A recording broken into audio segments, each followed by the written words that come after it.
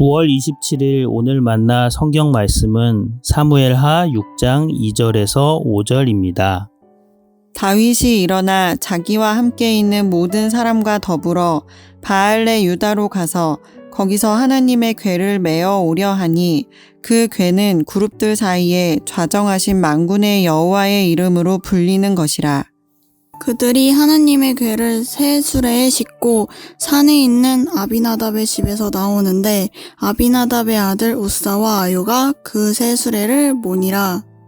그들이 산에 있는 아비나답의 집에서 하나님의 궤를 싣고 나올 때에 아효는 궤 앞에서 가고 다윗과 이스라엘 온 족속은 잣나무로 만든 여러 가지 악기와 수금과 비파와 소고와 양금과 제금으로 여호와 앞에서 연주하더라. 아멘. 오늘 만나로 만나주시는 하나님을 기대합니다. 여러분은 무언가를 위해 열심히 노력했지만 결과가 좋지 않아 실망했던 적 있으신가요? 최선을 다해 준비했음에도 기대했던 결과가 아닐 때 우리는 어떻게 해야 할까요? 오늘 말씀에서 다윗은 이런 경험을 하게 되는데요. 다윗은 하나님의 언약궤를 예루살렘으로 옮겨오기 위해 출발합니다. 2절 말씀입니다. 다윗이 일어나 자기와 함께 있는 모든 사람과 더불어 바알레 유다로 가서 거기서 하나님의 궤를 메어 오려 하니 그 궤는 그룹들 사이에 좌정하신 만군의 여호와의 이름으로 불리는 것이라. 언약궤는 하나님의 임재를 상징했습니다. 그렇기 때문에 다윗은 그 언약궤를 예루살렘으로 옮겨오기만을 고대하고 있었습니다. 다윗은 언약궤를 옮겨오기 위해 이스라엘 백성들 중에서 지도자 3만 명을 모았습니다. 언약궤를 실 새 수레도 준비했습니다. 그들이 하나님의 궤를 새 수레에 싣고 산에 있는 아비나답의 집에서 나오는데 아비나답의 아들 우사와 아효가 그 새 수레를 모니라. 그리고는 모든 악기를 동원하여 기뻐하고 찬양했습니다. 5절 말씀입니다. 다윗과 이스라엘 온 족속은 잣나무로 만든 여러 가지 악기와 수금과 비파와 소고와 양금과 제금으로 여호와 앞에서 연주하더라. 이렇게도 철저히 정성껏 준비해온 언약궤 이송 작전은 예상치 못한 일을 만나게 되는데요. 수레를 몰던 소가 뛰면서 궤가 떨어질 위기에 처하자 곁에 있던 우사가 그 궤를 붙들었습니다. 7절 말씀입니다. 여호와 하나님이 우사가 잘못함으로 말미암아 진노하사 그를 그곳에서 치시니 그가 거기 하나님의 궤 곁에서 죽으니라. 우사는 블레셋에서 되찾아온 궤를 20년 동안이나 보관하고 있던 아비나답 가문의 자손이었습니다. 그런데 궤를 옮기던 그가 한순간에 죽게 된 것입니다. 그렇다면 우사는 어떤 잘못을 했을까요? 궤가 떨어지도록 두는 게 오히려 더 큰 잘못 아닐까요? 그런데 민수기 4장 15절 말씀을 보면 언약궤를 운반할 때는 레위인 중에서도 고핫 자손이 궤 양쪽 고리에 꿰어 메고 옮겨야 했습니다.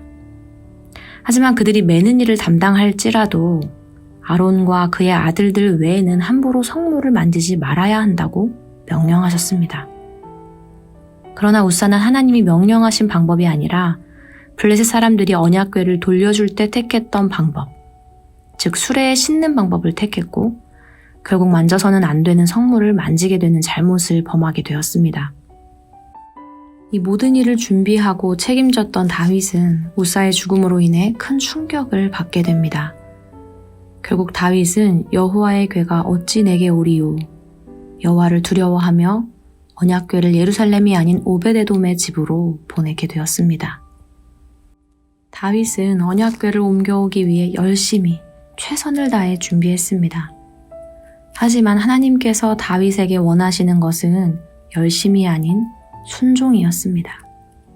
최선이 아니라 거룩이었습니다. 우리의 일상 가운데도 인간적인 생각과 판단이 앞설 때가 있습니다. 하나님의 방식대로 다뤄야 할 언약궤를 수레에 실어 옮겼던 블레셋과 그들을 따랐던 이스라엘 사람들처럼 우리도 자연스레 세상의 방법을 따를 때가 있습니다. 말씀대로 따르기가 어려울 때가 있고 말씀을 몰라 헤맬 때가 있습니다. 그러나 오늘 주신 말씀을 기억하며 어떤 상황에서도 하나님의 말씀과 뜻을 따라 살아가기 원합니다. 우리의 열심 앞에 순종을, 최선 앞에 거룩을 두는 오늘 하루가 되길 소망합니다. 기도하겠습니다. 제사보다 순종을 기뻐하시는 하나님, 오늘 하루 우리의 일터와 가정과 삶터에서 하나님께 순종하며 하나님을 닮아 거룩하게 살아가길 소망합니다. 세상의 모습을 따라 사는 것이 아니라 말씀을 따라 살아가게 하옵소서. 예수님의 이름으로 기도합니다. 아멘. 이 시간 주신 말씀을 기억하며 2가지의 기도 제목으로 기도하겠습니다. 첫째로 우리의 일상 가운데 순종의 열매를 맺게 하옵소서. 어려움을 만날 때에 멈추어 하나님의 뜻을 살피게 하옵소서. 둘째로 우리나라를 위해 기도합니다. 온 나라 가운데 하나님의 백성들이 세상의 방식이 아니라 하나님의 말씀을 따라 살아감으로 말미암아 거룩하신 하나님의 뜻을 이루게 하옵소서.